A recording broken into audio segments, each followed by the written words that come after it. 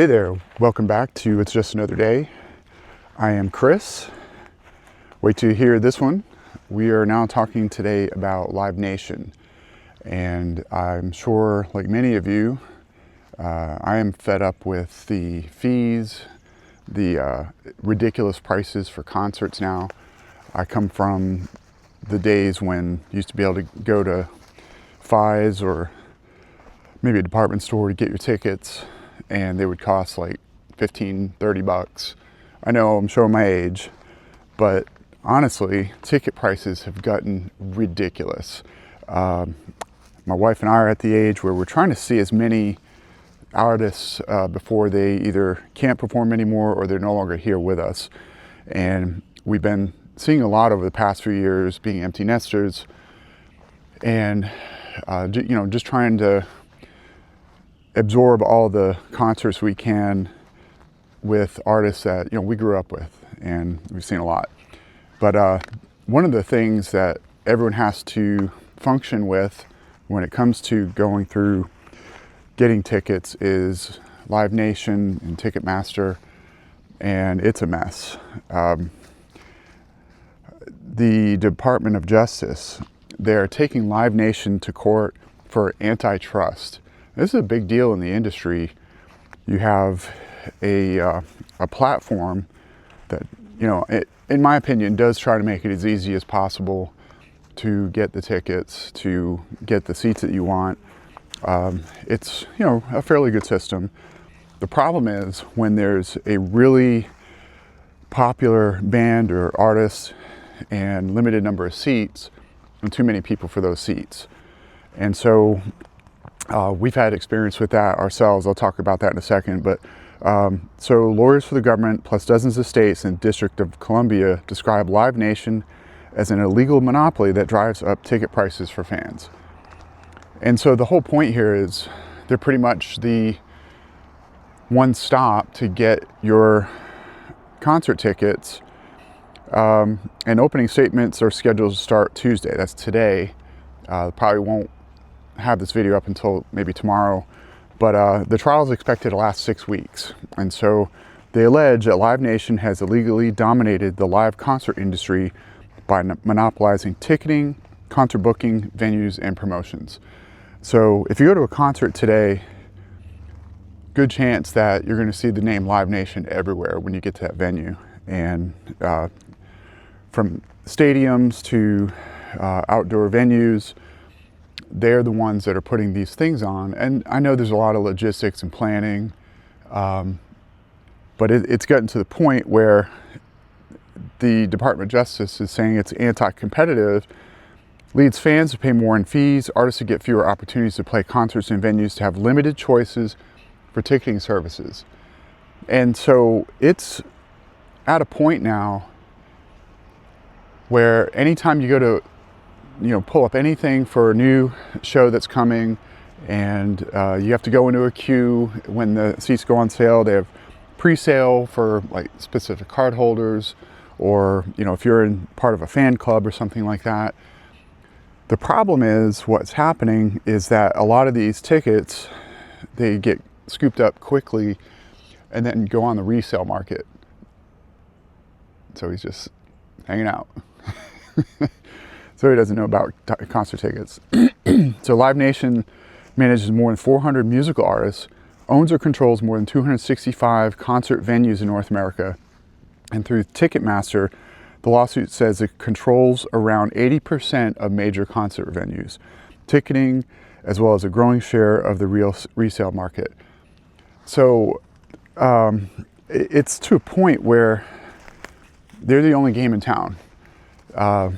This is something where it says Live Nation has created a feedback loop that pushes ticketing and ancillary fees higher, while allowing Live Nation to be on all sides of numerous transactions, thereby double dip from the pockets of fans, artists, and venues.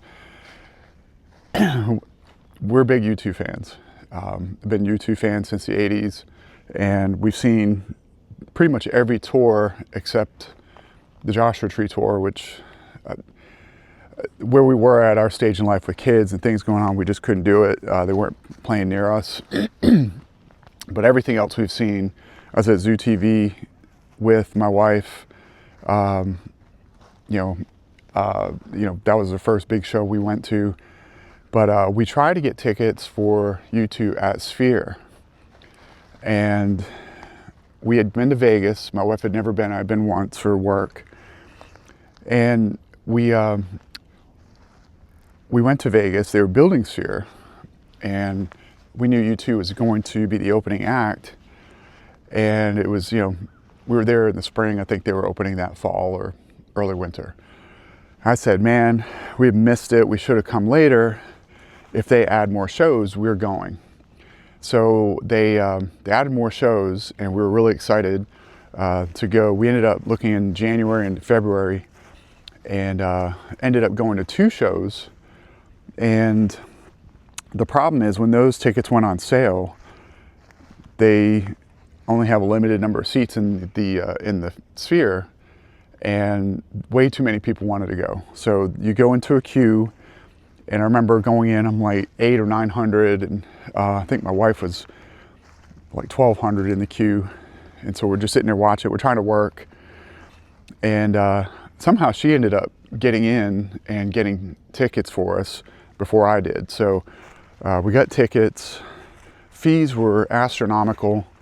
The ticket prices weren't cheap.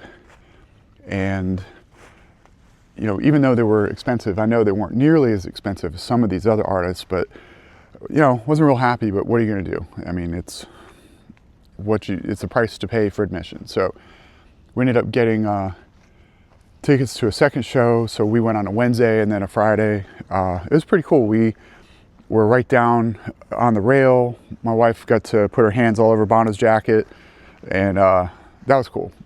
So was it worth the experience? For us, yes. For other venues we've been to, probably not. Aerosmith came on tour. Their ticket prices for at the back of the stadium in the upper deck was like over $200, almost $300. And I'm like, yeah, I don't need to see them that bad. And I love Aerosmith, but and they ended up canceling the tour anyway. So Pearl Jam years ago, 30 years ago, they testified before Congress saying Ticketmaster had refused to agree to low concert ticket prices and fees. The case was dismissed a year later, and Ticketmaster's dominance has persisted over the decades that followed. So even Pearl Jam, and I remember this. I remember when they were making a big deal that concert tickets were getting, crazy ridiculous.